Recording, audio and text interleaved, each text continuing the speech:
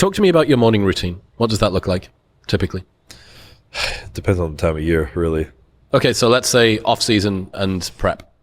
Off-season, I wake up and I usually just do a bit of light cardio. What sort of time do you typically get up? It's been brutal lately. I've been in different time zones for the last 6 months, so it's just whatever time zone I'm on. Okay. But lately, I've just been not putting on alarm, and I've been waking up at about 7:30, 8 o'clock or so lately. And I normally wake up and I just do like a little bit of cardio, just like 20 minutes just to make sure my appetite's going. And then I have a cold plunge. I usually dip my legs in there at least, if not my full body, and just like are up to my waist. Then shower, eat, go to work. What will you tend to have off-season? What will breakfast look like? It varies. Consistently, I get sick of food really quick, especially breakfast foods. So I usually don't like eating eggs when I'm eating a lot of food. So I normally just make a smoothie, and then I'll have like oatmeal like blended into the smoothie and some like Ezekiel bread toast and almond butter. Okay. And then what about prep, which I'm guessing is significantly more dialed? Prep evolves, and like I'm not trying to like, I evolve. So I'm very fluid. Like my routines are like, what time do you train? Depends on the time of year. Like it's just wherever I feel natural, I just kind of flow into that state and do what I can, and I kind of thrive in that structure rather than really regimented. But in prep, I'll wake up in the morning and I usually will like do like a breath work thing. I get sucked in that, and it's not even for like, at first I tried to do it for like mental, to like kind of like tap deep into my mind, and now it's just literally to oxygenate my body before like waking up and doing cardio. Because I realized if I did a little bit of breath work and like just like, you know, like Wim Hof style, like 3 rounds of 30 breaths and a hold and exhale, repeat 3 rounds in the morning. And then I went and did cardio. I didn't need caffeine. I was wide awake and I could like blast through my cardio way easier, and I just felt way better. Wow. And then after that, I'll usually sauna or cold tub and combine it. I'll always cold tub if I sauna because I like finishing with cold. And then cardio will be higher at that point. And then I'll go shower and eat. And the goal that I do in the mornings, it's nothing crazy. Like it's just simple as that. But I usually try and put my phone on airplane mode when I go to bed and not look at it until this shit's done. Yeah, that's such a hack. Do you sleep? Well, if it's on airplane mode, it doesn't matter, but I'm going to guess you sleep with your phone outside of your bedroom as well. No, I still usually keep it. I use that alarm still, or I just have it in the corner of the room and it's on airplane mode. But I just don't. It's basically a brick until airplane mode gets turned off. Yeah. Are you not concerned at all? There's a lot of talk on the internet about reducing inflammation through using cold plunge when you're trying to maximize hypertrophy. Is this something that you're not particularly worried about? I think there's a lot of, and again, I'm not the science guy, but I've looked into it too. And I never started doing it for purely recovery and hypertrophy. I started doing it because of my autoimmune and just overall systemic inflammation and health. And I just knew that it would be better for me to reduce my inflammation. And so what I looked into was, it was saying that immediately after a workout, when you're getting that like high inflammation response, which is we're sending blood and nutrients to the muscle to recover, that's when you want to avoid it. So I'll typically, if I do like a long, like a 10-minute session, that's on my rest day. But if I'm just doing it in the morning, I do it in the morning, and then I don't work out till later in the day. And I don't do it after I work out. So I have a full 2 meals, go to sleep, wake up in the morning, and I'll do it then. And it hasn't affected me at all. If anything, it's helped my joints from being overly inflamed, so I can continually train and push myself.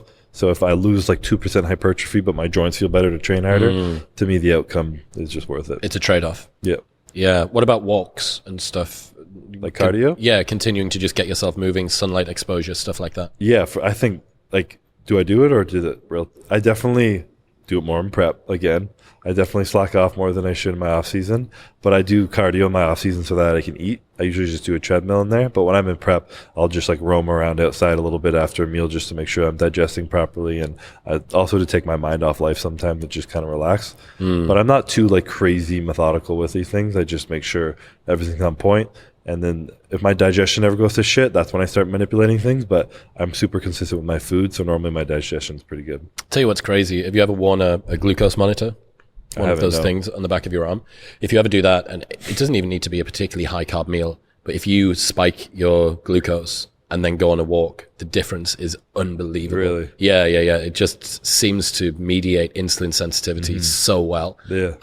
And there's also muscles, I think, that cross basically across your stomach, that when you walk, that sort of contralateral movement that actually helps digestion. Okay. So yeah, walks after food. Stu McGill, the back pain specialist, is one guy that gave me that forever and ever and ever ago. And trying to do that. That's one advantage of living near a park, you know, or being in a house. It's hard in Florida though. Yeah. It'll be like 110 degrees and humid. So if I'm in the office and I go take a walk outside, I'm coming back drenched in sweat. Yeah, true. It might be good for the for the calorie burn. But that's one thing I was talking to a couple of friends about that moved into this awesome new apartment complex. But one of the things that you don't see is a price that you pay is if you do want to go out for a walk, it's like 5 minutes. Yeah. It's 5 minutes to get downstairs. Well, if you take the stairs, that could be part of your walk. Yeah, the stairs are kind of lame though, aren't they? They're kind of tough. Yeah, but going downstairs is at least good for your knees, so. True. What are you doing for knee health? Are you into the knees over toes stuff at all? Have you got into this? I've dabbled in that. Honestly, I downloaded the app for my dad because he has knee issues, and then I don't think he used it, so I just started using it myself. And I just took some things that like I found I could put into my routine super easily, like walking backwards with a weight.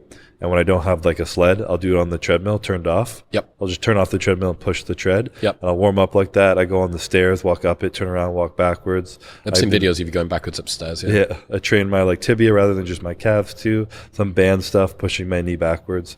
I've definitely implemented that, and it seems to be helping. In other news, this episode is brought to you by 8 Sleep. It is unbearably hot in Austin, Texas at the moment, and I'm exclusively being kept alive by my 8 Sleep Pod Pro cover. The Pod Pro cover actively cools and heats each side of the bed, so if you or your partner sleep hot or cold, it can keep the temperature absolutely perfect. As you progress through your night's sleep, it'll actively adjust the temperature based on your sleep stage. It tracks your sleep, it tracks your heart rate variability, your resting heart rate, how much you're breathing throughout the night.